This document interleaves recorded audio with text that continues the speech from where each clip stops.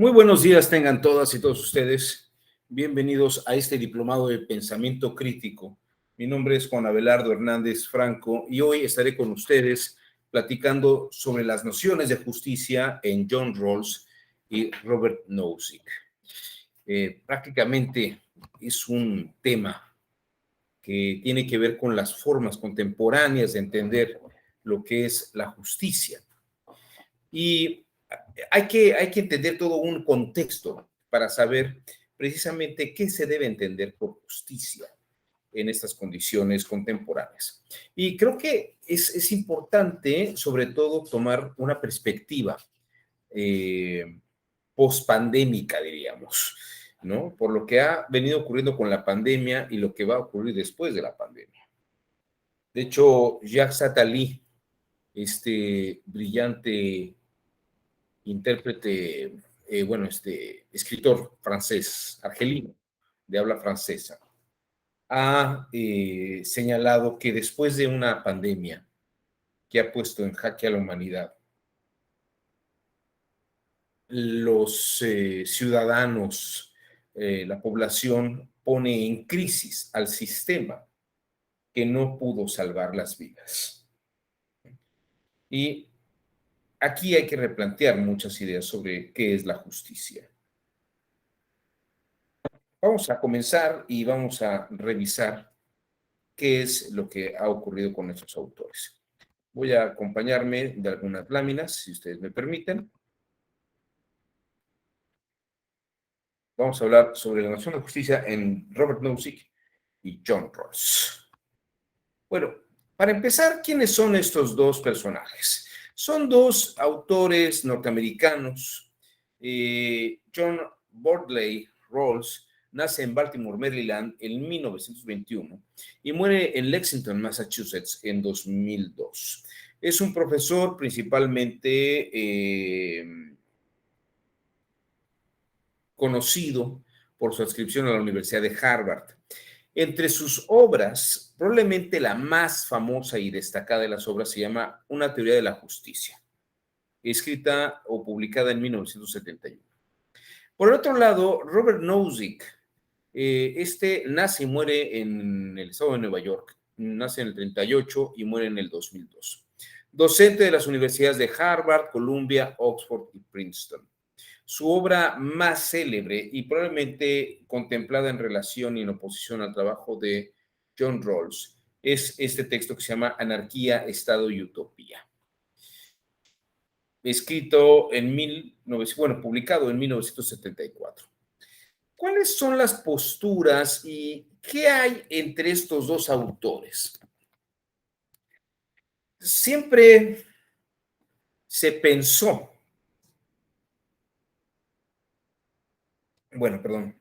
es que cuando digo siempre a lo mejor piensan que es una cosa que debió haber ocurrido.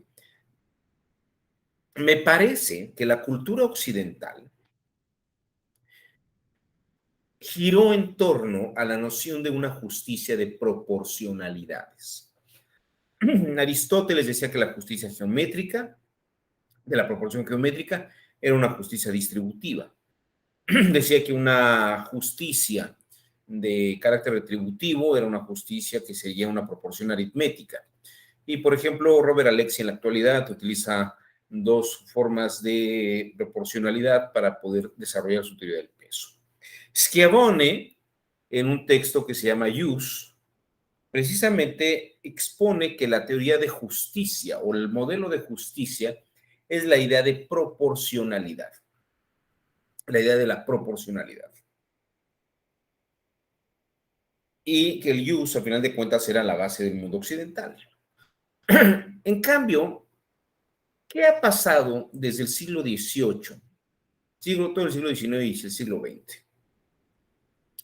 Por un lado, la consolidación de la justicia como un sistema de proporcionalidad en el mundo occidental y que de hecho pone a razonar y a pensar en los pueblos orientales, como China. China, a partir del siglo XXI, está estudiando el derecho romano.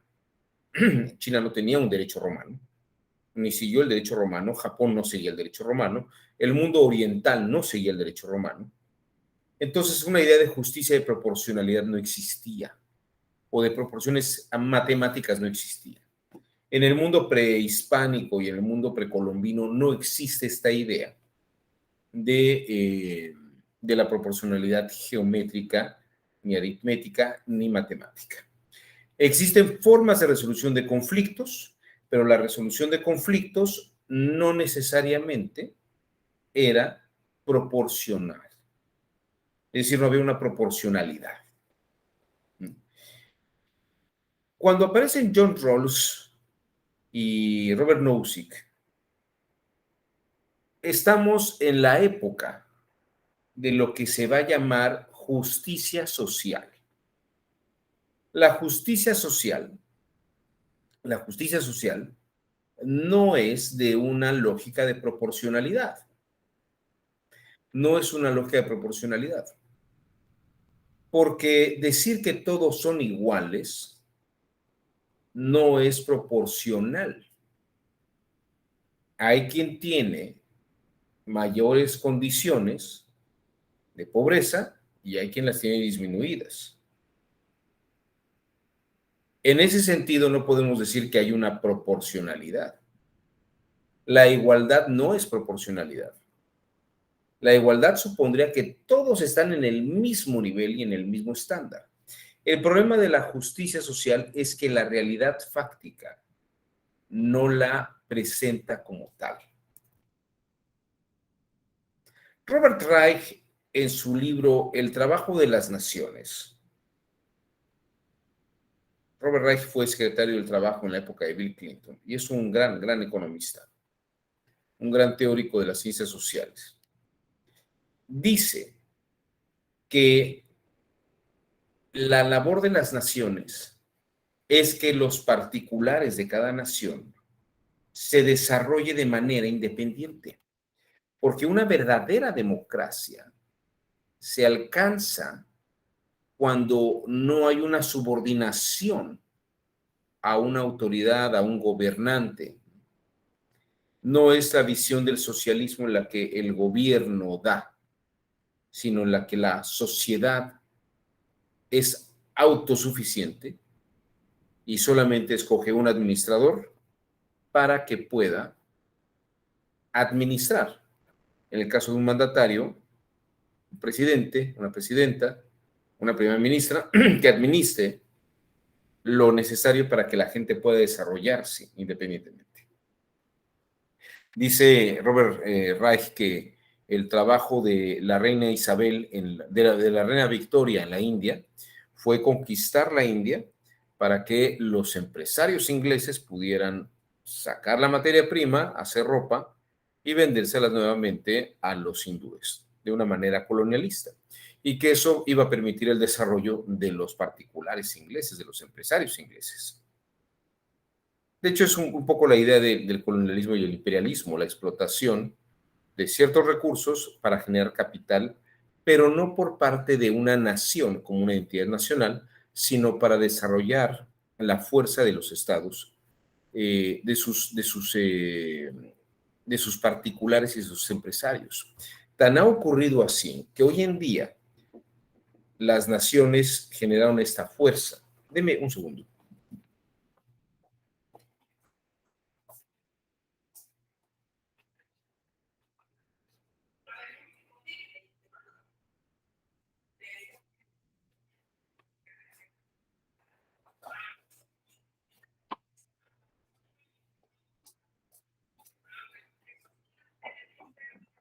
Disculpen ustedes. Entonces, el trabajo de las naciones en esta línea, precisamente, es que los particulares puedan desarrollarse. Robert Nozick tiene esta idea misma en un extremo.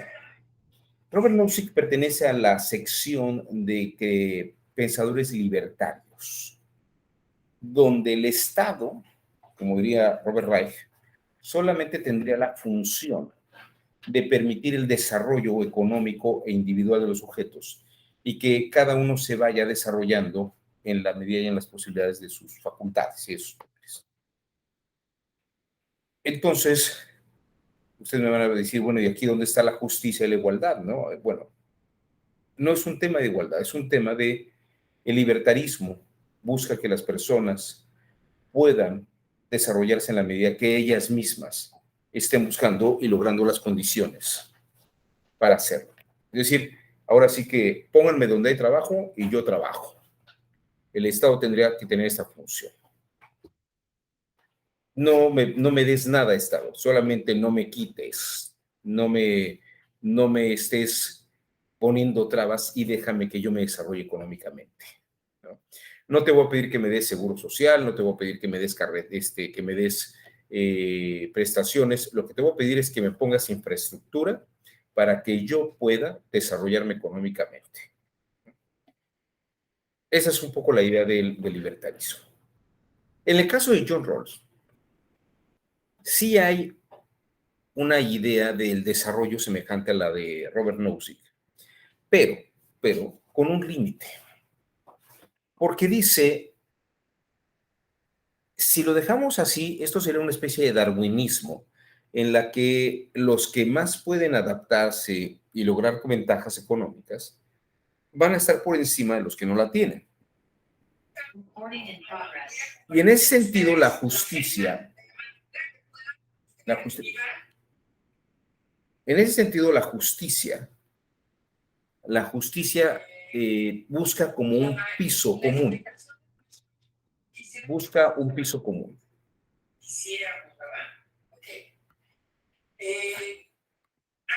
A ver, permíteme un minuto, porque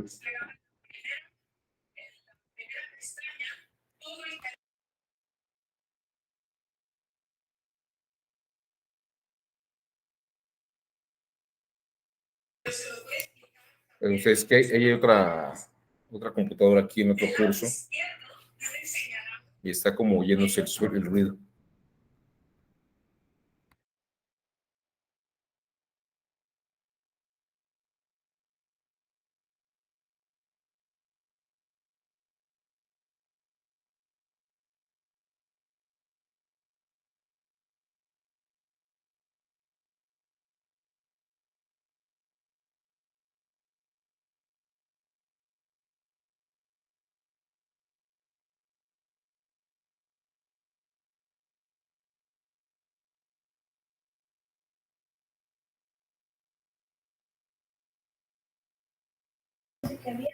Disculpe, es que tenemos dos computadoras en dos cursos distintos, mi esposa y yo, y no hay otra red en otra parte. Bueno, el asunto, como les decía, el tema de la justicia como una igualdad no es una idea que existiera ni en la Edad Media ni en el mundo antiguo, no existía en el siglo XVIII. La idea de igualdad como justicia social, de hecho esta idea de justicia social es una idea del siglo XIX. La de justicia social es una idea del siglo XIX. Es una idea que surge, es un planteamiento que surge con los anarquistas, con los socialistas utópicos, ¿sí? Que aparece con Carlos Marx también, y que ha venido ejerciendo una fuerza en todo el siglo XX. Y en el siglo XXI se plantea esta condición de una justicia social. No es proporcional porque si en la lógica de la realidad los quienes están generando más capital, quienes están generando más ingresos, tendrían que tener mejores condiciones que los que no las tienen. Pero entonces, ¿dónde está la idea de igualdad? Bueno, en esta línea, el que más ha desarrollado, pues tiene más oportunidades. Es una especie de darwinismo. Pero la justicia social busca proteger a los sectores que no han tenido estas mismas oportunidades y condiciones. Ese es el punto. Y John Rawls plantea, tendríamos que tener un mismo piso parejo para que todos pudiéramos tener este desarrollo económico, para que todos pudiéramos tener las mismas oportunidades. Robert Nozick dice, pero es que esto en la realidad no se ha podido dar.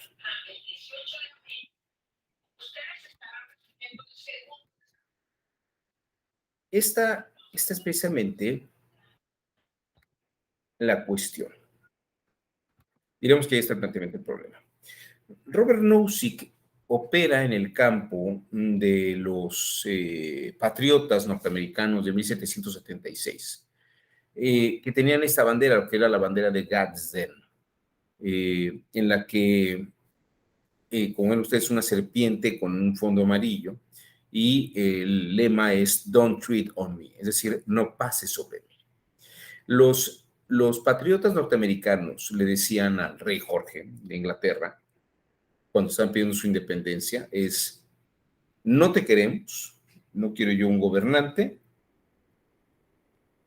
no queremos nadie que nos dé nada, no nos ofrezcas nada, nosotros aquí desde la nada vamos a trabajar y vamos a salir adelante, ¿no? No nos pises, somos ciudadanos que vamos a hacer nuestro trabajo, no nos pidas impuestos, no nos des regulaciones excesivas, porque esta es una tierra nueva, nosotros queremos empezar aquí de ceros, no nos des, pero y no nos quites. No te vamos a quitar, pero no nos pidas nada, ¿no? El color amarillo está en relación con el patrón oro, porque se dan cuenta que podrían producir bastante y de una manera libre. El libertarismo va en esa línea, es acabar o reducir el Estado a lo mínimo, a que solamente me dé condiciones para poderme desarrollar económicamente y que yo me desarrolle económicamente. Por el otro lado, John Rawls, en esta idea de tratar de lograr una igualdad y condiciones parejas, pues quiero decirles que John Rawls tiene dos influencias muy importantes. Desde el punto de vista jurídico, pues está Herbert Lionel Adolphus Hart, que era uno de los grandes juristas que lo forman. Y por el otro lado está Friedrich von Hayek. Aquí lo tienen ustedes a la derecha, junto con un maestro del que es Ludwig von Mises, un gran economista, y a la esposa de Ludwig von Mises. Esta fue la recepción de cuando Friedrich von Hayek recibió el Premio Nobel de Economía.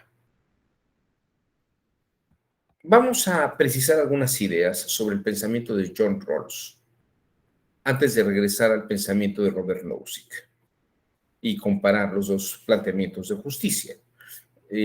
Solamente quiero apuntalar. Robert Nozick sigue en esta línea de Robert Reich y estos autores que dicen que lo justo es lo que cada uno alcanza y logra hacer por sus propios méritos, ¿no? Entonces, una idea de una justicia social es que cada quien reciba lo que logra. Claro que en esas condiciones parecería que hay gente que no tiene el mismo piso para partir y desarrollarse económicamente. Es aquí donde John Rawls entra en juego. Pero primero, John Rawls, siguiendo a su maestro Friedrich von Hayek, escribe un libro que se llama El liberalismo político, antes de la teoría de la justicia. Y esto hay que entenderlo. ¿Qué dice John Rawls en esta obra? Dice: la sociedad democrática moderna vive en la pluralidad de doctrinas y creencias incompatibles entre sí, pero deben de coexistir. En una época, en Alemania, todos debían ser cristianos si querían ser ciudadanos. Los judíos, los gitanos, aquellos rusos orientales que tenían una variación del cristianismo luterano alemán, no podían ser considerados ciudadanos. ¿Por qué? Porque la ley iba con una cierta moralidad. En el momento que alguien llegaba y pretendía desarrollarse económicamente con las leyes del Estado y no tenía la moral del Estado, que no tenía esa moral del Estado, era totalmente expulsado o no obtenía esa competencia. Y entonces, John Rawls es donde dice que hay que redefinir una sociedad bien ordenada. No unirse por creencias morales básicas, sino por una concepción de política de justicia. Una concepción de política de justicia. Y en el liberalismo político lo que plantea es esto. En vez de tener que tener una creencia única, podríamos tener diversidad de creencias y permitir nuestros propios libres desarrollos económicos, sociales y psicológicos, en una comunidad que sea políticamente liberal. Es decir, que podamos tener diversidad de creencias y trabajar conjuntamente. Esto es lo que se llama un liberalismo político, que es muy distinto a lo que sería un liberalismo comprensivo. El liberalismo comprensivo asume que todos deben de tener las mismas creencias sobre algo. Y en un sistema democrático podemos todos creer lo mismo, pero sería una democracia un poco sesgada en la que o todos pensamos iguales o no podremos mantenernos de una manera de cohesión. En cambio, en el liberalismo político, como plantea John Rawls, podemos tener diversidad de creencias y poder coexistir. Les decía hace unos instantes que en la Alemania del siglo XIX todo el mundo tenía que creer lo mismo, porque si no, no podía tener derechos, porque la moralidad personal no coincidía con la moralidad de las leyes. En 1843, Carlos Marx escribió un texto que se llama La cuestión judía, donde precisamente plantea esto. Un Estado como el alemán tiene profesa una religión. Y si yo no sigo esa religión, pues no puedo ser ciudadano de ese Estado. En Francia, puede ser que no haya una religión, pero hay una especie de doctrina estatal que tengo que seguir. Y esta doctrina estatal, pues a lo mejor choca con mis propias creencias. Y dice Carlos Marx, en los estados libres de Norteamérica existe un estado político plenamente desarrollado. Es decir, Marx plantea que en las comunidades donde hay cierta doctrina expropiada por el Estado, hay un liberalismo comprensivo. Pero en los Estados Unidos hay un liberalismo político. Este liberalismo político implica que podamos coexistir con el mínimo de elementos vitales para hacer prosperar el país, económicamente, socialmente hablando, sin necesidad de tener una doctrina única y una serie de creencias únicas. En este sentido, parecería que John Rawls plantea lo mismo que Robert Nozick, que cada quien, en sus consideraciones libres, arranque y vaya en la dirección que quiera, y que todos podamos alcanzar lo que nuestro libre desarrollo permita. Sin embargo, John Rawls, en su teoría de la justicia, que es un texto posterior, atiende al problema de que no sería adecuado, no es pertinente que la gente compita cuando no tienen igualdades de condiciones. Y entonces él plantea lo siguiente: establezcamos un velo de ignorancia en donde los individuos se encuentran simétricamente como libres e iguales, donde el clasismo, el racismo, eh, las fobias, la discriminación de color, la discriminación de clase social, la discriminación cultural o de preferencias, desaparezca. Porque eso económicamente o eso socialmente perjudica el desarrollo económico y la prosperidad de un país. Puedo seguir creyendo algo que económicamente no me genere prosperidad, pero puedo tener una creencia permanente. Pero el tema es, esa creencia probablemente no me dé las condiciones económicas para que yo pueda tener una estabilidad sólida.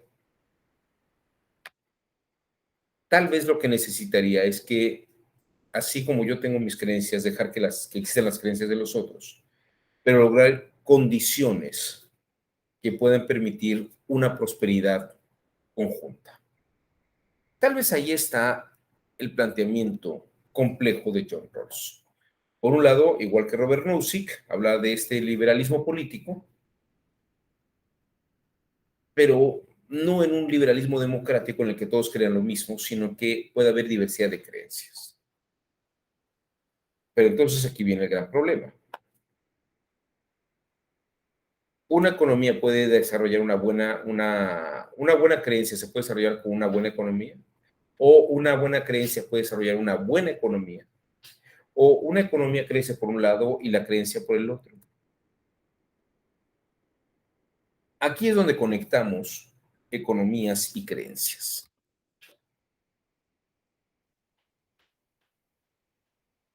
Porque el tema aquí es, yo puedo creer en algo. Y en un liberalismo democrático, todos queremos lo mismo. El socialismo era una forma de liberalismo democrático. Todos querían en el partido, todos querían en la igualdad social, pero no había un desarrollo económico. El experimento del socialismo del siglo XX muestra que podíamos tener un mismo territorio, como fue la Unión Soviética, por sus países satélites, podíamos tener una misma doctrina, una misma idiosincrasia, pero económicamente el socialismo no prospera. La gran lección del siglo XX es que una doctrina económica que subordina unas creencias sociales no prospera económicamente. No prospera económicamente. Podemos tener igualdad de justicia, pero en la igualdad de justicia no tener desarrollo económico, que fue la gran lección del siglo XX. Es lo que pasa en Venezuela, por ejemplo, y lo que pasa en otras partes del mundo. Podemos tener la misma creencia, control económico estatal, un sistema totalitario, pero no prosperamos económicamente. De facto, de hecho, lo que ocurre en la realidad es que la gran lección del siglo XX es que la economía y las condiciones de prosperidad económica se presentan en el libre mercado. No hace falta que haga una demostración de ello, ni una prueba matemática. Basta decir lo siguiente. Vean ustedes la prosperidad que ha vivido el mundo en los últimos 40 años. En los últimos 40 años, ustedes pueden decir, es que hay condiciones terribles en el mundo, hay condiciones de pobreza extrema. Pueden ustedes decir lo que quieran, pero les puedo asegurar una cosa. La pobreza extrema del siglo XXI no se parece a la pobreza extrema del siglo XX. Con las condiciones más miserables del siglo XXI, no tenemos la igualdad de condiciones de la pobreza y la miseria del siglo XX, y mucho menos de la del siglo XIX.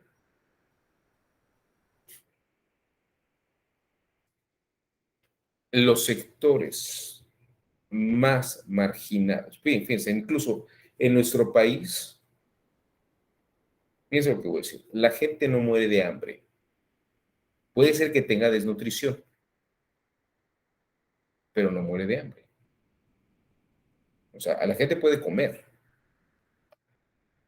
pero no hay pero que sea nutritivo lo que están comiendo, pues eso es otra cosa. En el siglo XX, en el siglo XIX había lugares donde ni siquiera de una manera desnutrida se podía comer. Esto es una cosa muy distinta. Los índices de mortalidad, los niveles de vida eran altísimos. Hoy en día, la cartilla básica de vacunación, por lo menos en nuestro país hace algunos años, era impecable. Fíjense, habíamos erradicado la polio, la varicela. Habíamos las paperas. O sea, se había erradicado enfermedades. La rabia, que era una enfermedad que había en perros, ¿no? Principalmente los perros, en México en particular, desapareció. Los únicos casos de rabia canina que había en el país estaban en las fronteras con Guatemala. Se los digo porque una vez me mordió un perro callejero. Me puse a investigar terriblemente y la Secretaría de Salud me dijo, usted ni se preocupe, la posibilidad de que le dé rabia con la mordida de un cachorro o con un perro callejero en la Ciudad de México es nula. No se han dado casos de rabia en México desde hace 30 años. Cuando yo era chico, la rabia era una enfermedad peligrosísima. A uno le ponían hasta 8 jeringazos en el estómago. Yo creí con esa visión de la rabia, pero la rabia ya no existe. Le digo, existen condiciones mucho más adversas, pero no existe en nuestro país. O sea, ¿hay pobreza extrema? Sí, pero la pobreza extrema no es igual que la pobreza extrema de hace 30, 40 años. Los sectores que menos ganan en este país pueden tener un teléfono celular. O sea, tenemos una serie de tecnologías que nos ponen una serie de condiciones que no teníamos en tiempos anteriores, ¿no? Entonces, creo que esto es muy importante decirlo, porque si hay desventajas, sí, pero también tenemos muchas otras ventajas que hace años no existían, no existían, ¿no? Entonces, esto es importante porque podríamos repensar un socialismo con nuevas tecnologías, podríamos repensarlo, pero también podríamos repensar que esas condiciones tendrían que requerir un libre mercado. Y además, la tecnología que podría permitir esto es una tecnología que apareció por el libre mercado. Esto es importante señalar. Ahora, voy a regresar a Friedrich von Hayek, maestro de John Rawls. Y a mí voy a seguir con esta exposición, pero me gustaría que luego platicáramos sobre todo esto y me gustaría conocer sus puntos de vista. Dos grandes economistas eran los que marcaban las pautas de la economía del siglo XX. Por un lado, John Maynard Keynes, que en 1936 escribió su teoría general, en la que hablaba sobre el control del Estado, la importancia del control económico del Estado, tanto decidiendo los precios como los salarios. Es un sistema en el que el Estado controlaba la economía. En cambio, Friedrich von Hayek, que escribió un libro en 1944 llamado Camino a la servidumbre, proponía el libre mercado, no control de mercado, y es una idea que se plasmó 70 años después de que la había planteado, 60 años después de que la había planteado. Friedrich von Hayek pertenece a la Escuela Austríaca de Economía, y cuando el mundo se colapsa en los años 1970 por un fenómeno que se llama la estanflación, que la economía ni se deprecia ni se sobreprecia, ¿no? No hay devaluaciones, se queda estática, no hay inflaciones ni deflaciones. Friedrich von Hayek propone, o más bien el rescate de la economía que en esa época se da, es cuando Margaret Thatcher, siendo discípula de los estudios de von Hayek, decide abrir el libre mercado inglés, cosa que hace también Ronald Reagan en los Estados Unidos y que hace México, por ejemplo, en la época de Carlos Salinas de Gortari, ¿no? Todo esto es lo que se llama, hoy en día, podríamos decir, el periodo de apertura del libre mercado. Algunos lo llaman el inicio del neoliberalismo. Es muy discutible esto, pero lo que es importante es que se abre el mercado y ya no se subordina la economía a un Estado que va y controla. Precisamente es aquí, y esto vamos a escuchar al mismo Friedrich von Hayek explicándolo, lo que permite el crecimiento y el desarrollo económico es el libre mercado. En los últimos 40 años que hemos vivido, el libre mercado ha permitido este brutal desarrollo económico de progreso. Nunca en la historia de la humanidad habíamos tenido las condiciones de vida que tenemos ahora. puede una pandemia mortal azotar al mundo entero y podemos seguir teniendo una comunicación a través de estas vías y podemos seguir desarrollando economía y crecimientos económicos a través de estas condiciones. Ninguna pandemia había hecho tan menor daño como esta. Sí ha hecho daño esta pandemia, pero jamás una pandemia como esta, hace 100 años, hubiera sido devastadora y hubiera acabado con el mundo como lo conocíamos. Esta lo está transformando, no lo ha acabado. Piensen ustedes que la venta de computadoras, los productos de redes, las reparticiones de comida, hemos cambiado la forma de economía, pero además no se ha caído la economía, ha prosperado. La economía que se ha caído es la economía que implicaba unas formas de asistencia presencial a hacer cosas. La economía de infraestructura es la que ha sido dañada. Pero regreso a lo mismo, en los últimos 40 años,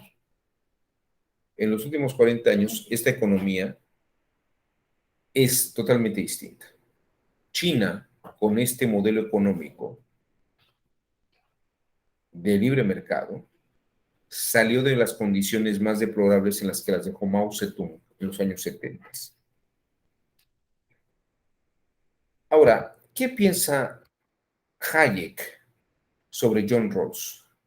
Si por un lado el liberalismo político permite este desarrollo económico, ¿qué pasa en el momento que John Rawls habla sobre el piso estándar y sobre ya no la libre competencia, sino tratar de establecer condiciones iguales? Vean ustedes. I believe it's the preface to the second volume of your Law, Legislation, and Liberty. You say, The Mirage of Social Justice, you say that in just one sentence, you say that you think that you're attempting to do the same thing, essentially, that John Rawls has tried to do in his theory of justice. People have queried me about that statement in the book. Well, I perhaps go a little too far on this. I was trying to remind Rawls himself of something he has said in one of his early articles, which I'm afraid doesn't recur in his book. That's a conception of correcting the distribution according to the principle of social justice was unachievable. And therefore he wanted to confine himself to inventing general rules which had this effect. If he was not prepared to defend social distributive justice, I thought I could pretend to agree with him. But starting his book further, my feeling is it was very he had announced first, and that there is so much egalitarianism really underlying his argument that he is driven to much more intervention than his original conception really justifies. I think there's much in what you say. I think there's a lot of ambiguity. In the first articles were much more clear. But now, in your notion, this mirage of social justice, is your idea that when we try to achieve, quote, social justice, unquote, we're likely to do more harm than good? Or is it somehow that the objective itself is not worth proposing or thinking about? It's undefinable. People don't know what they mean when they talk about social justice. There are particular situations in mind and hope that if they demand social justice, somebody would care for all people who are in need or something of that kind. But to phrase social justice has no meaning because no two people can agree on what it really means. And I believe, as I say in the preface, I've written quite a different chapter on this subject, trying this impractical in one particular case after another, till I discovered that the phrase had no content. The people didn't really know what the meant by it. And the appeal to the word justice was just because it was a very effective and appealing word. But justice is essentially an attribute of individual human action, And a state of affairs as such cannot be just and unjust. So it's in the last resort a logical level. It's not that I'm against it, but I say it has no meaning.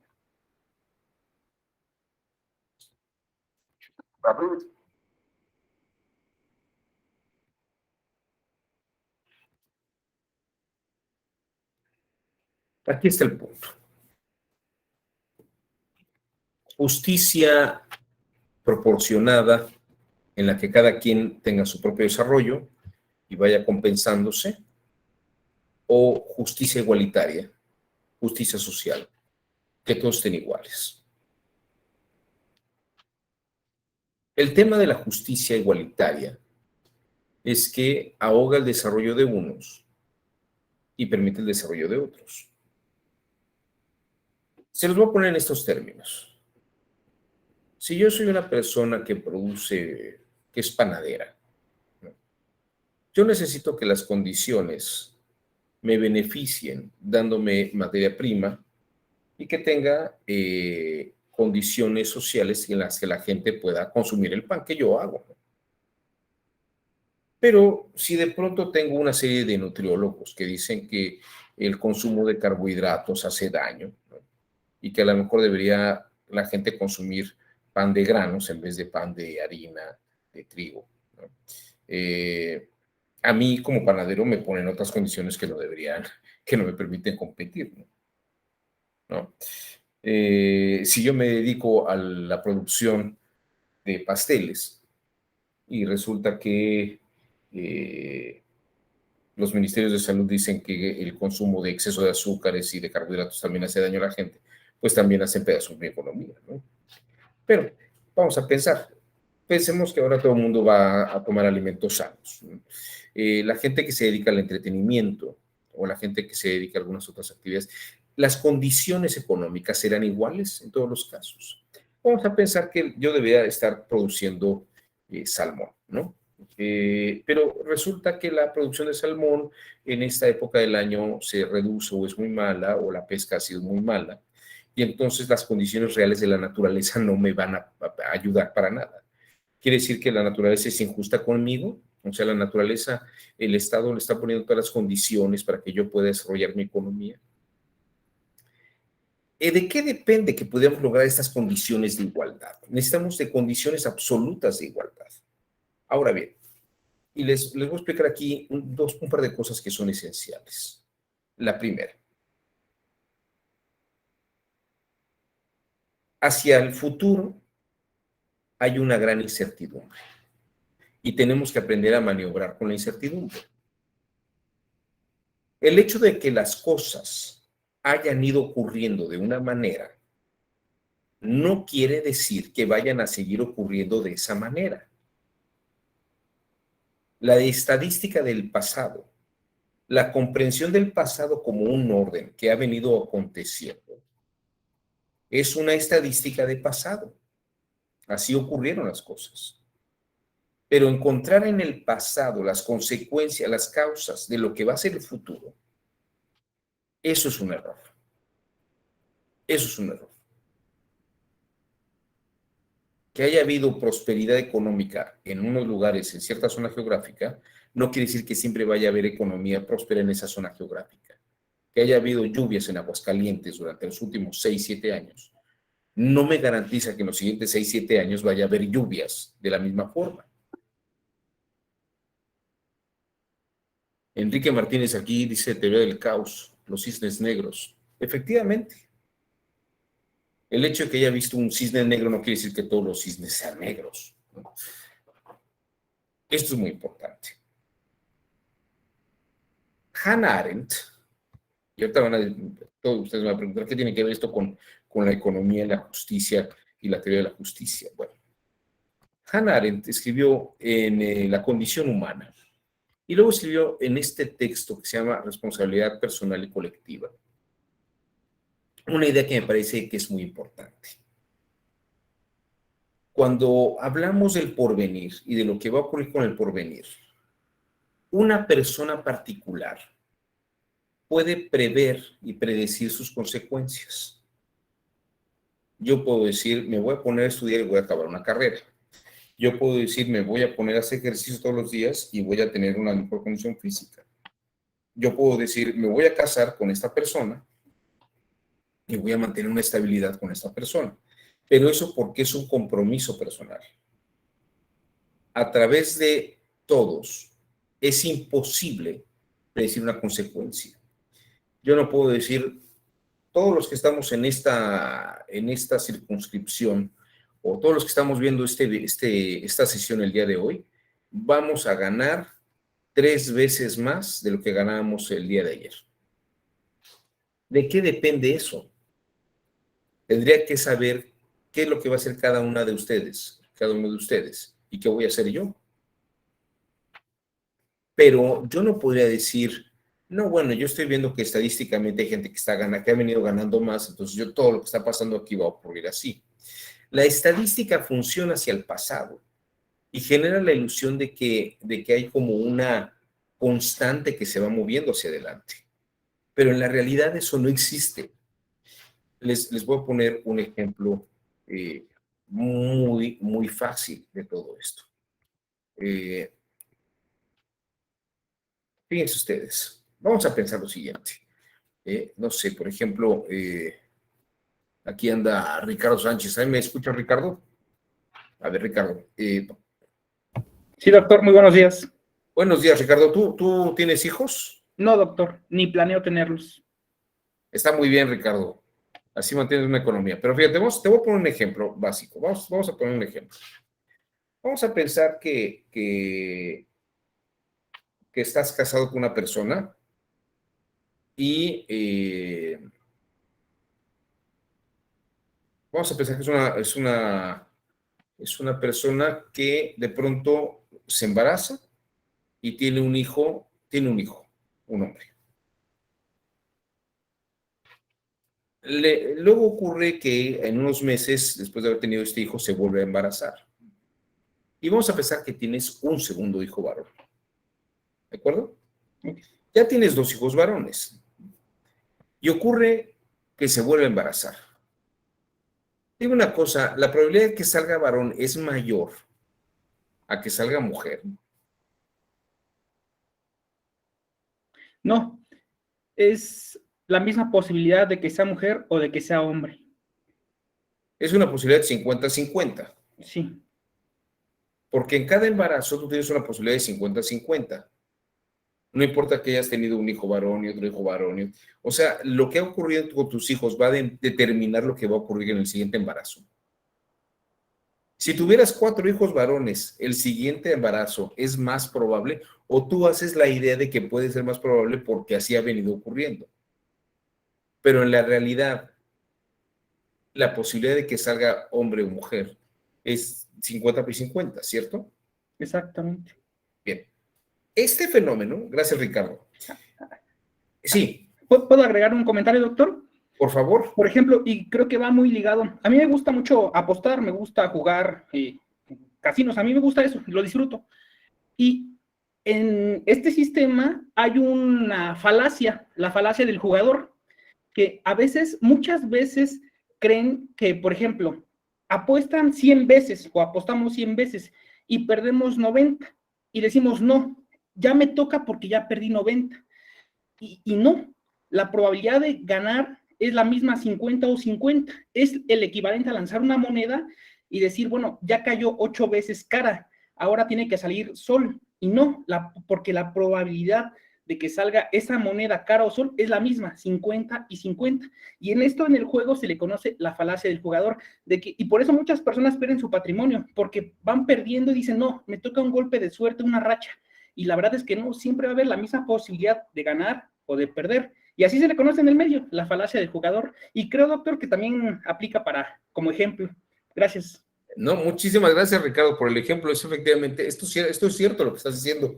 Fermat y Blas Pascal demostraron que esta es una falacia, efectivamente. El hecho de que hayas tenido más en una cosa no quiere decir que vaya a haber otro resultado, porque como dices, ya te toca. O sea, la ley del ya te toca no existe, ¿no? Y yo te diría, esta falacia también se puede extender a la estadística judicial, ¿no? El hecho de que un asunto se haya resuelto estadísticamente más de una manera que de otra, no quiere decir que sea correcto resolverla como se ha venido resolviendo. En el caso del derecho, incluso todo lo que se ha venido resolviendo podría estar mal resuelto y luego la siguiente, empezar a ver que habíamos olvidado ciertos factores y empezar a resolverlo correctamente, ¿no? Y esto, por ejemplo, hay una teoría de Jordi Ferrer que señala que hay que valorar las pruebas en razón de lo que es más probable. Pero, perdón ustedes, lo más probable no es lo que ocurre precisamente en un asunto nuevo y particular, ¿no? Puedo hacer estadística pasado, pero no estadística futuro. Eso es un absurdo, porque la realidad no se comporta en razón del pasado, ¿no? Esto es importantísimo. El presente y el futuro no se presentan en razón del pasado, ¿no? El presente se conforma en razón del presente mismo y las condiciones que estamos poniendo en el presente. Esto entonces es una cosa importante. Entonces, fíjense que con esta idea, si estamos pensando en leyes económicas, leyes de justicia, el hecho de que todo el mundo esté igual, quiere decir que todo el mundo va a desarrollar la misma economía, va a tener las mismas condiciones sociales y a todo el mundo va a crecer exactamente igual, es un poco una ficción esto.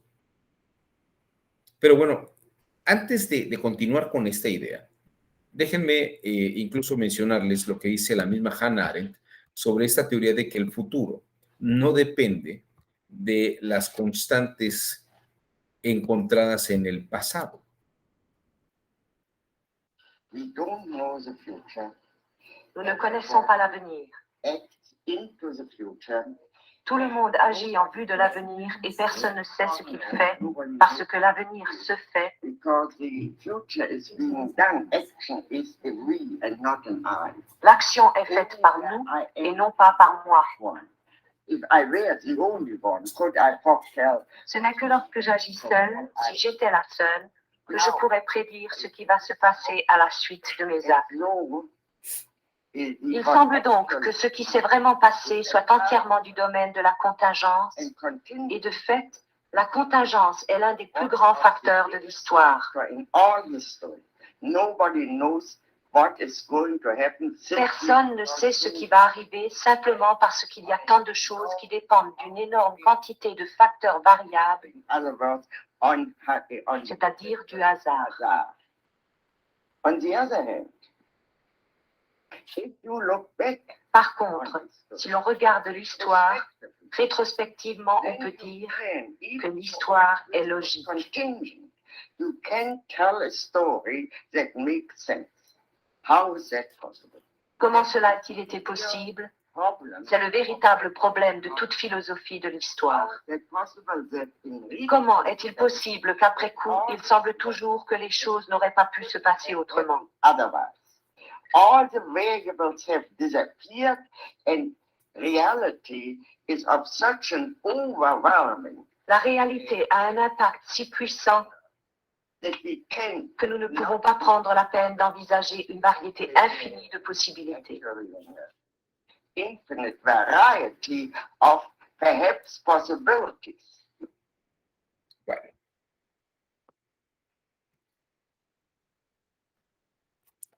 Ven ustedes la complejidad de la justicia social en ese sentido.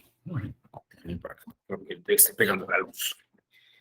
La justicia social requeriría que las circunstancias, el contexto y las condiciones fueran las mismas siempre.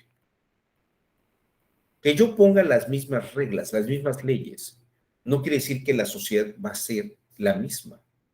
Que yo ponga que las condiciones del petróleo van a tener esas condiciones económicas, no quiere decir que siempre vaya a haber petróleo. No quiere decir que siempre vaya a haber producción de jitomate o de aguacate. Yo puedo poner todas las condiciones de beneficio de aguacate, pero ¿qué pasa si llega una plaga de aguacate? ¿O qué pasa si el aguacate de pronto es algo que la gente deja de tener el gusto? Y ahí se pedazo la industria aguacatera, ¿no? O sea, la realidad es que así se ha venido comportando el mercado. Pues sí, el mundo funciona y de pronto apareció una pandemia que no teníamos prevista. Es que el futuro es una incertidumbre. ¿Podemos hacer planeaciones? Sí, pero también son planeaciones en la incertidumbre. Lo que tenemos seguro es el presente. Entonces, ¿cómo dar una justicia social? Vamos a pensar. Primero, el libre mercado permite un desarrollo económico. Pero el libre mercado es precisamente que la economía se va a mantener porque no toda está concentrada en una sola cosa. No todo es petróleo, no todo es energía, no todos son gases, no todos son gases naturales, no todo es hidrocarburo. ¿No? Puede haber otras variaciones. El mercado de la energía eléctrica es importante. La presencia de Tesla, por ejemplo, y la armadora que acaban de poner en Alemania, va a cambiar mucho la economía, pero eso no quiere decir que vaya a polarizar la economía. Precisamente el libre mercado no polariza la economía, permite que haya una diversidad de mercado. El punto aquí que podríamos regresar al caso de John Rawls, porque por esta línea de libre mercado, pues parece que Robert Nozick tiene mucha idea de que todo se puede hacer económicamente con el liberalismo, ¿no? Y que cada quien vaya hacia donde quiera. El tema aquí es, ¿y la justicia social? ¿Cómo logramos que haya una igualdad de condiciones sociales? Y dice John Rawls, hagamos este velo. Pensemos que todos somos en condiciones iguales. ¿Cómo logramos esto? A ver, aquí hay un comentario que me parece que es interesante. Ricardo Sánchez Guzmán dice, como una fragancia, no huele igual a todos ni todos. No huele igual en todos ni todos. Eso es cierto. Dicen que la fragancia, en el momento que tú te pones una loción, un perfume, el pH de la piel es distinta. Así también la experiencia exitosa política o económica de una nación no necesariamente es replicable en otra. Totalmente de acuerdo. Muy bien, me parece que es un comentario muy pertinente, Ricardo. Ahora, déjenme decirles qué es lo que propone Friedrich von Hayek. Siguiendo esta explicación de Hannah Arendt, le preguntan, bueno, a ver, usted es el padre del neoliberalismo, dicen que la economía ha sido golpeada porque mucha gente que tenía beneficios estatales ahora ya no los tiene, porque usted propone libre mercado, ¿no? Y efectivamente el libre mercado ha permitido un desarrollo económico muy grande, pero ha dañado ciertos sectores de la población que tenían algunas dependencias económicas del Estado. Y eso es cierto, eso es muy cierto, ¿no? Un Estado monopólico impide que se desarrollen los particulares, pero es un Estado que en la práctica ha demostrado que no puede generar capital ni puede desarrollar mejores condiciones económicas, porque el Estado no es un empresario. Los empresarios saben hacer empresa, los gobiernos no. Entonces hace falta ese libre mercado. Hayek dice, como no tenemos certidumbre, hay que vivir en la incertidumbre. Pero es interesante, en esa incertidumbre hay quien hace mucho dinero. Pero ¿qué podemos hacer? Lo que debemos hacer es poner la condición para que haya mucho dinero, pero también generar una conciencia social. Y aquí lo es interesante. Una justicia social no es un modelo económico. Una justicia social es el que está generando mucho en estas condiciones de competencia. Puede tal vez desarrollar la conciencia de vertir un poco de esta riqueza acá, porque además vertiendo un poco de esta riqueza acá, puede hacer que haya un mayor aumento de riquezas en todos. Si yo vierto un poco de acá, puedo empezar a generar que esta gente también consuma los productos que me van haciendo dinero. De tal forma que puede haber un aumento de capitales. Esta fórmula es la que utilizó China. Esta fórmula es la que intentó hacer Lula da Silva. Esta fórmula es la que salvó la economía de la ex Unión Soviética y la incorporó a la economía europea. Vamos a ver cómo lo expone Friedrich von Hayek, maestro de John Rawls. Permítanme ustedes esta exposición.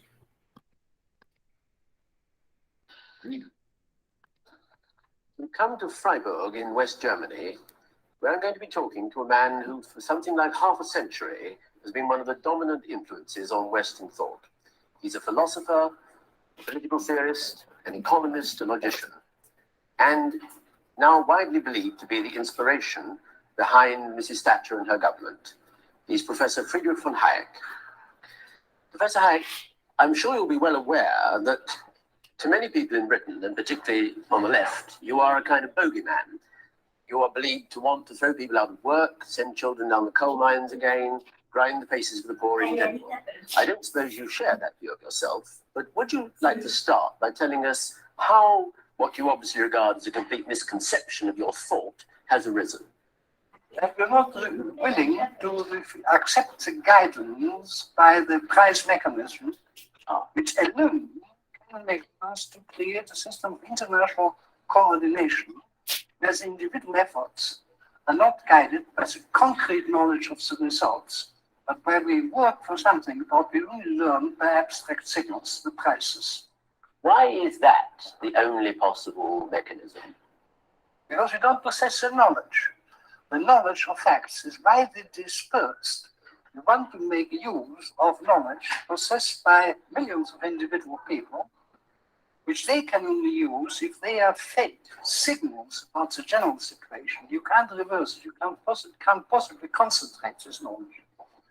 The whole order of international cooperation has been built on such a signaling system, where signals tell you about facts which nobody knows concretely in their totality. And I may add, such signals you cannot correct. You cannot correct signals which inform you about circumstances you don't know. And these signals you mean are prices in a free market? Entirely the price in the free market, which alone have made the present level of wealth possible. But isn't the system fundamentally unjust in that, first of all, it only rewards in economic terms. Secondly, it rewards people in a way which may well be wholly disproportionate to their merit. But it can't be just. And a guide system which decides which things happen to be most important for the rest of man and person cannot take any concern of the merits of the individual.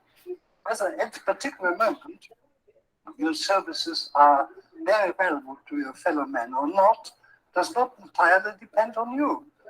And what we need is that people are forced to do what is beneficial to the rest, irrespective of what merit there is behind it or not. The whole idea that society can be made to behave according to human conceptions of individual morals is completely mistaken. We cannot accept from society that it's a concept that just is not applicable to society. But surely, can't we, well, even if we accept your basic premise, can we not reward people in our society, not perhaps according to a scale of their virtue, but at any rate according to a scale of their needs? After all, the needs of one individual and another do not differ according to his ability to compete in the market. No. What we can only in a wealthy society is to assure for all a certain minimum below which nobody needs to fall. Beyond this, we must use the signaling system of prices as the indicators what people ought to do, and that can have nothing to do with their individual merits or needs. Indeed, it will probably help them more to satisfy their needs if they are constantly directed to where their efforts bring the greatest benefit to their fellows, and if we try to assess the rewards according to needs. It just cannot be done generally. It leads only to people of political powers being privileged.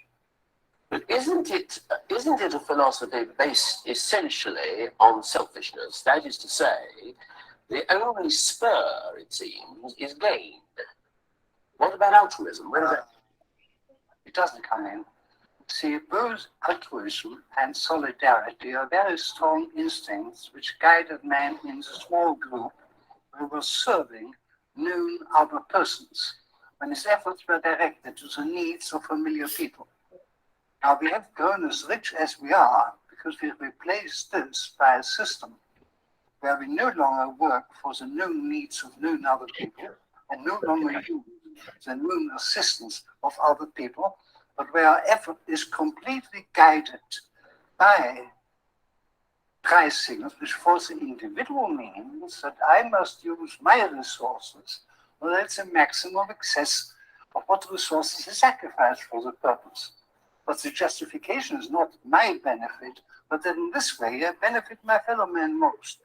So it does happen that so far as commercial activities or economic activities are concerned, we will benefit our fellow men most if we are guided solely by this striving for gain.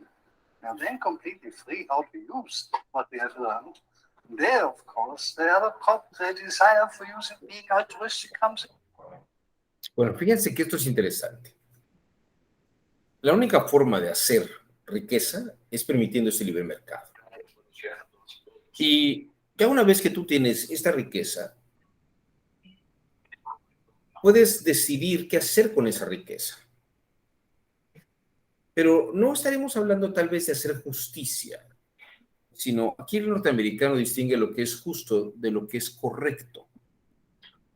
Tal vez lo que es correcto es apoyar a estos sectores marginados para que puedan desarrollarse de mejores condiciones, porque el Estado mismo no ha sido capaz de desarrollar esas mejores condiciones para la gente.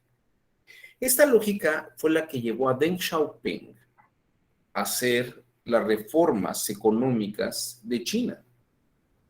Deng Xiaoping propone, seamos comunistas, pero ¿por qué ser comunistas pobres? ¿Por qué no ser comunistas ricos? Lo que necesitaríamos en todo caso es permitir ciertas zonas de libre mercado para hacer crecer económicamente el mundo asiático. Y ya una vez que tengamos eso en ciertos sectores de la población, que haya una derrama hacia los sectores marginados. Esta misma lógica es también la que de algún modo llevó Lula da Silva y de algún modo está proponiendo el presidente de México. Sin embargo, para que esto pueda ocurrir, requiere del desarrollo de un libre mercado, cosa que tal vez no ha logrado generar, porque ha sabido ser un político populista, pero no un negociador de empresa.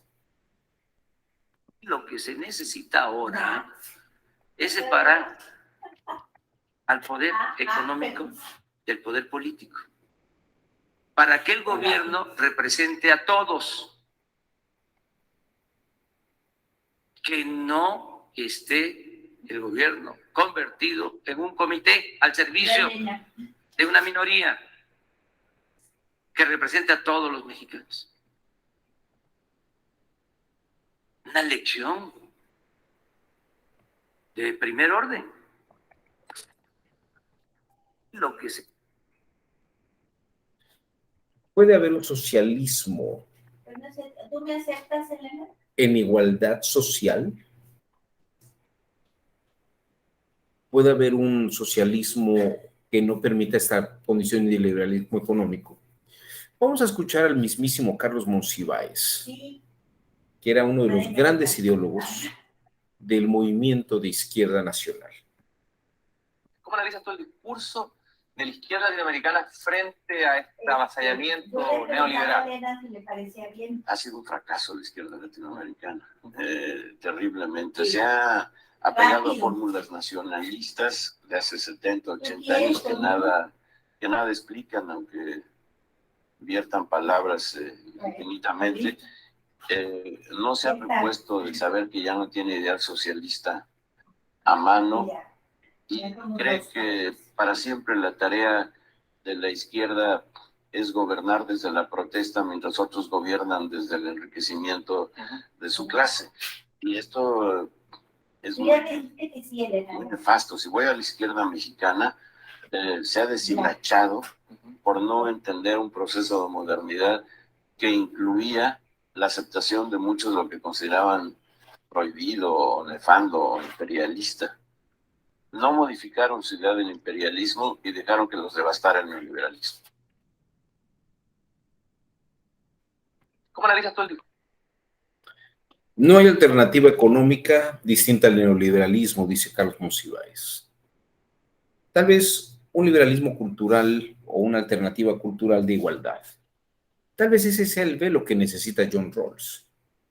Un velo de que todos podemos tener esta movilidad cultural, pensar de una manera semejante, pero no en un liberalismo democrático, sino que en un liberalismo democrático económico, pero en un liberalismo político. El liberalismo político es cada quien crea lo que quiera, pero podemos tener una creencia común, que es, se puede dar esta retroalimentación económica y financiera que va a permitir el crecimiento de ciertos sectores marginados, pero por la misma economía privada.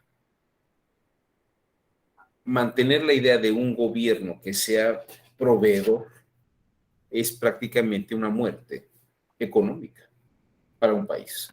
¿No hay una salida creativa a esta asimilación, Bueno, una posibilidad? convencido. ¿Cuál sería ese camino? El problema es que no hay alternativas económicas. Alternativas culturales sí. Y por eso creo que la movilidad cultural en este momento es la movilidad social posible.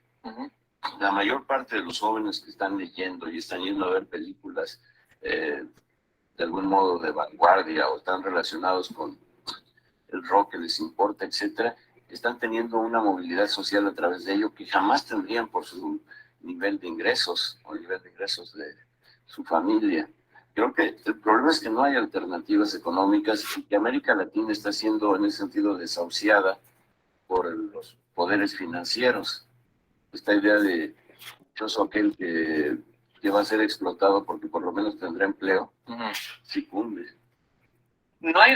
Ahora dígame, Carlos, del vacío ideológico en este fin de semana. Bueno, mire, el hecho esencial es, como dijimos, el ocaso del socialismo autoritario y en consecuencia de la ideología que inspiró ese experimento histórico.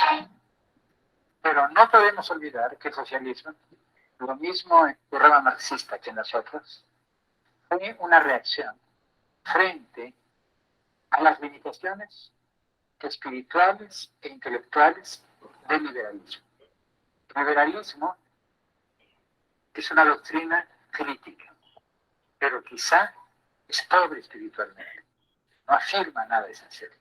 Por eso deja siempre cierto vacío en las almas. Y frente a esto, también los horrores del desarrollo capitalista. El socialismo fue una reacción y un correctivo frente a las injusticias del desarrollo capitalista.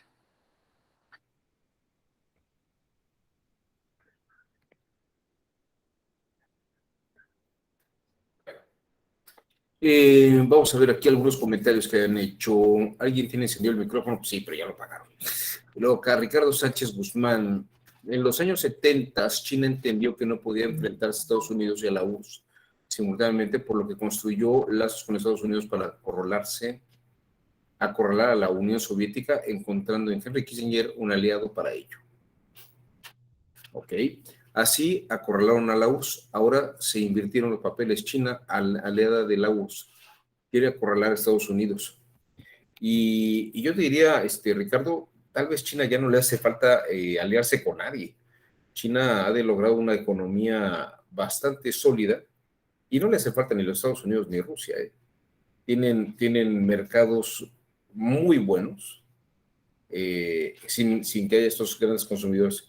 Los dos lo consumen, cosa china, pero el hecho de que políticamente esté a favor de uno o del otro no suprime sus mercados. China es el gran ganón porque Rusia no le ha cerrado el mercado económico a China y Estados Unidos tampoco le ha cerrado el mercado económico a China. Entonces, esa es una prueba de que China no le hace falta tanto la economía de Estados Unidos y de Rusia. Tiene un gran mercado en América Latina y tiene un gran mercado en Asia y en Medio Oriente. China se ha encontrado muy bien económicamente. Bueno, vamos un poco cerrando estas ideas.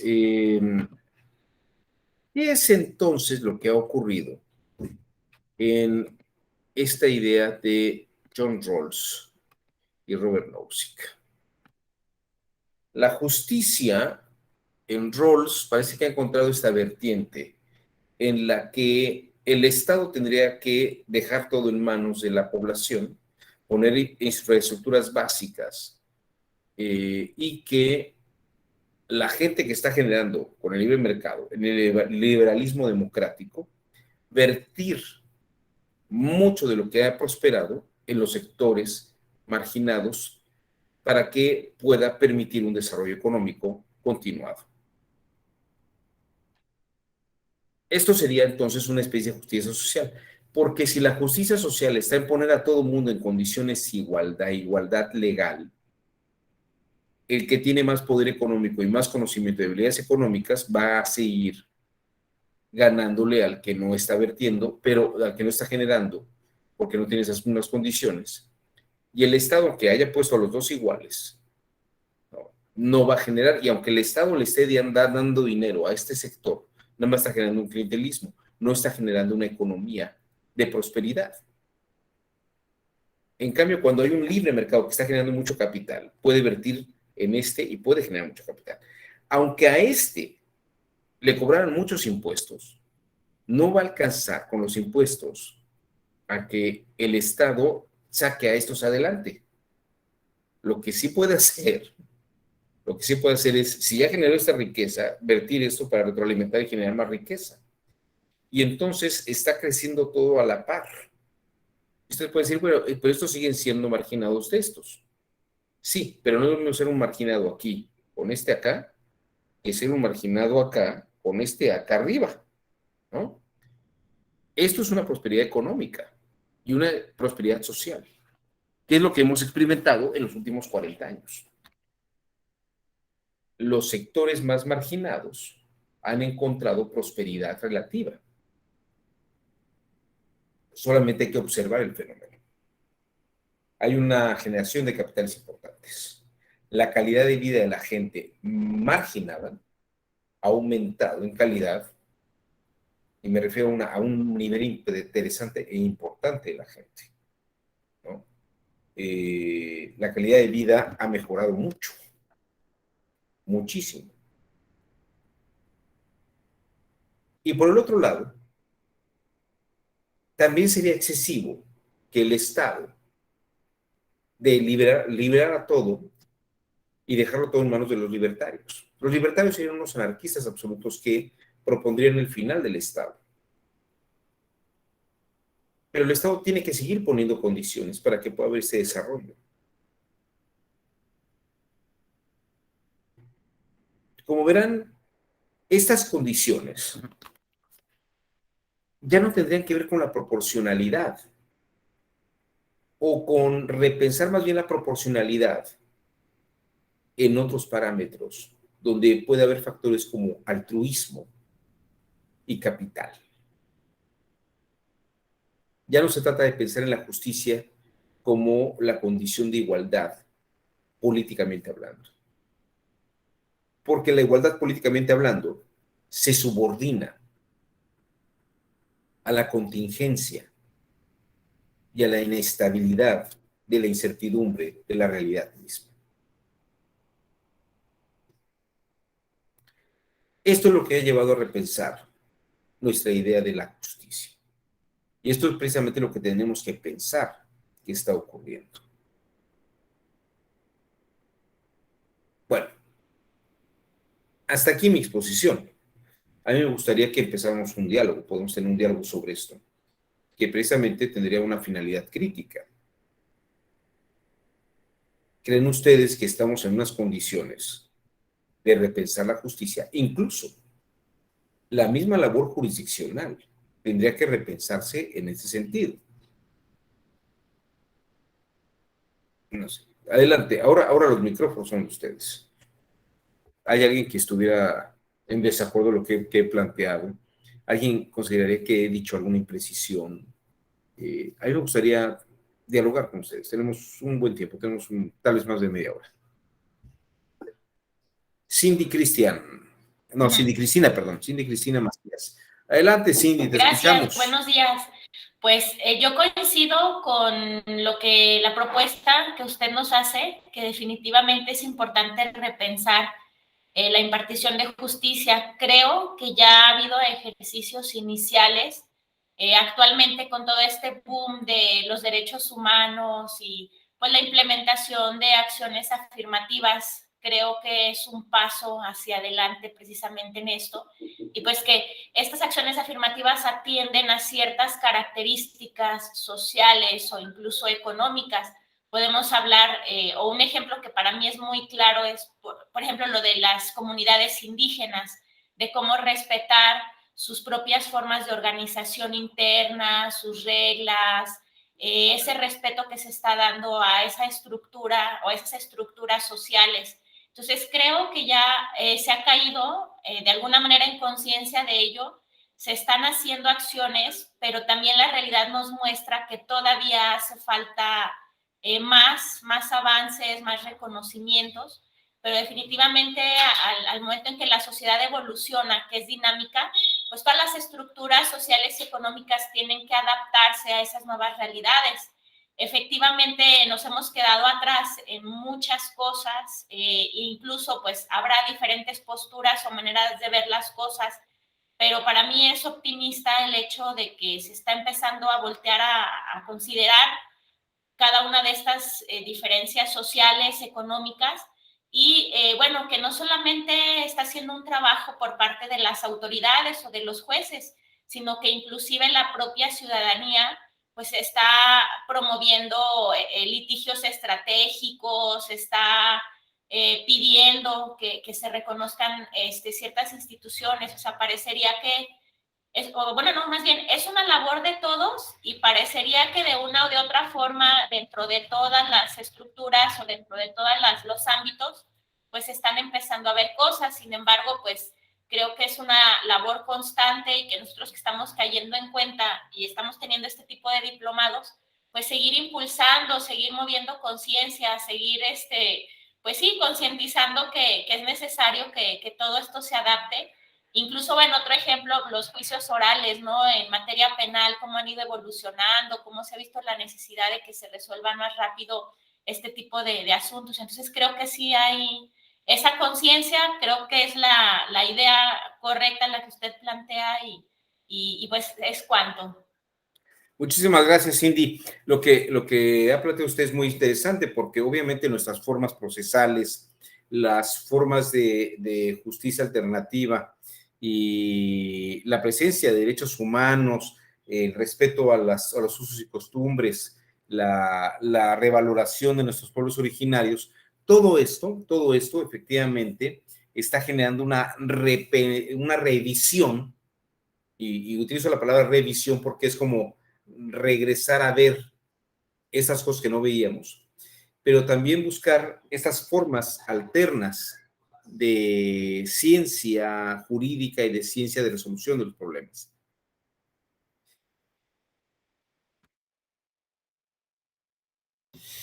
Estas formas de resolución de conflictos y de problemas. Como podrán ustedes ver, esto que está diciendo Cindy son signos de nuestro siglo XXI, que venían desde el siglo XX, pero nos han llevado a repensar muchas de estas cosas. Por ejemplo, temas de replanteamiento de reconocimiento de roles no binarios, un rol que no necesariamente sea hombre o mujer, o el reconocimiento del derecho del aborto, por ejemplo, en qué condiciones debería haberlo, en cuáles no, cuáles serían las generalizaciones y las revaloraciones en esos sentidos. Baruch Spinoza, este brillante filósofo holandés de origen judío y de la península ibérica, distinguía la palabra adecuación de la palabra conveniencia. Y decía, yo puedo tener un término jurídico, o puedo tener un término y una situación, y obligar a entender esta situación en esta categoría abstracta y ajustarle, ver qué tengo que cepillarle de un lado o del otro, qué tengo que irle cortando para que se ajuste. Esa es una conveniencia y poder valorarla desde acá arriba. En cambio, la adecuación es cómo esta idea se ajusta a esta situación concreta, como si fuera un guante de cirujano. Tengo que operar el caso particular en estas circunstancias concretas. Y eso, esta adecuación, vamos a decirlo en estos términos, es más pertinente que una conveniencia a un término. ¿Por qué? Porque hoy en día ya no hay verdades totalitarias y verdades absolutas estatales. Hoy en día, la sociedad civil, el desarrollo de los particulares, el desarrollo de la independencia de los individuos, dominan las redes sociales, dominan la economía y dominan prácticamente el desarrollo de la cultura social de un país. Hoy ya no hay que ser miembro del partido tal, ni tener la doctrina de tal autor, ni ser tal cosa. Hoy en día se reúnen padres de niños con cáncer, grupos de preferencias sexuales LGBT, grupos de protección a personas con VIH, grupos de protección y de revaloración de, por ejemplo, el trabajo sexual. En fin, hay una serie, grupos de feministas, proabortistas, defensoras de la vida, cada quien ve en razón de sus creencias, sus convicciones, ¿no?, estas formas de desarrollo económico. Pero no solamente la economía, sino que también hay una revalorización de la vida misma y repensar la vida misma como ha venido ocurriendo. Son cosas que vienen después de la pandemia. Se ha puesto en crisis una creencia del mundo que teníamos y hacia dónde vamos ahora. Entonces, la idea de justicia tal vez no se trata, y muchas gracias Ricardo Sánchez por tu comentario, no se trata tanto te diría que Espinosa estaría muy complacido, que no se trata de hacer adaptaciones, sino adecuaciones, ¿no? No hacer conveniencias, sino adecuaciones. Y me parece que en este sentido, los operadores jurisdiccionales no deberían buscar estandarizaciones. Incluso lo que algunos autores llamarían sentencias hito, considerarlas como referentes, pero no focos absolutizadores. No focos absolutizadores. Me parece que es importante que incluso una sentencia hito deba de tener cuidado en volverse en una sentencia absolutizadora, ¿no? Esto me parece que es muy importante, o totalizadora, porque el hecho de que las cosas se hayan comportado de una manera no quiere decir que se vayan a comportar de la misma manera hacia el futuro, ¿no? Bien, muchas gracias Cindy por tu comentario. ¿Alguien más? ¿Quién más se anima? No sé, usted, Benito, mira, aquí Ricardo Sánchez levantó la mano. Adelante, Ricardo, te escuchamos. Gracias, doctor. Compañeras, compañeros, con su venia, muy rápidamente. Me ha gustado mucho su clase, doctor. La verdad que me hizo pensar y reflexionar en muchas cosas. Y antes que todo, que quede claro que yo no soy antiestadounidense. Incluso gané una beca del programa Proyecta 100,000. Estuve en la Universidad del Sur de California, o sea que no tengo nada contra Estados Unidos. Pero precisamente esa capacidad crítica. Estados Unidos se vende a sí misma como la democracia casi perfecta, como la mayor economía mundial, pero ¿a costa de qué? Tiene el 123% de su Producto Interno Bruto de deuda, debe 25 billones de dólares. O sea, ¿cómo es posible? ¿A costa de qué? Entonces, algo ahí no me cuadra a mí. Y también, por ejemplo, todo el desarrollo del suroeste, muy bonito y todo, pero ¿a costa de qué? Lo sabemos. Y no tengo traumas con el pasado. Sí, nos quitaron la tierra. Y no sería lo que ahorita es si siguiera en manos mexicanas, me queda claro. Pero eso no justifica lo que pasó. A la mala, quedarse con la tierra. Es cierto que ofrecieron comprarla y que no quisimos venderla, pero pues a fuerza no es nada. Pero bueno, entonces me hizo pensar en muchas cosas y vuelvo a esta parte, que mientras quien tenga el dinero, tenga el poder y tenga las armas, su opinión es la que va a predominar aquí, en el pasado y probablemente en el futuro. Entonces sí hay que pensar todo esto y aplicarlo en nuestras materias, en nuestras actividades diarias, en nuestro trabajo, en nuestra forma de pensar, de analizar, porque si perdemos esta capacidad crítica, pues entonces nos vamos a volver simplemente a aceptar sin cuestionar todo lo que nos impongan desde el poder. Y bueno, de lo que decía hace ratito de las apuestas, si juegan, nunca olviden que los dados no tienen memoria, así que no vayan a caer en ese error que muchos cometen. Y de verdad, doctor, gracias por la exposición, por su clase. Siempre un gusto escucharle. Tengan glorioso fin de semana, todas y todos. Muchas gracias, Ricardo. Te voy a hacer dos comentarios nomás con respecto a esto que está señalando. El primero, tener una economía sana no necesariamente quiere decir que no tengas deudas. Porque si no tienes deudas quiere decir que tampoco estás generando desarrollo económico, ¿no? Decía un gran profesor que conocí, las deudas no se pagan, se administran. A mí me parece que es muy interesante eso, porque efectivamente una deuda podrá pagarse a largo plazo, pero no necesariamente quiere decir que el no tener deuda me mantenga una economía muy buena. El tener una tierra, Ricardo, si no la hago producir, pues no tiene sentido, ¿no? Hacerla producir. En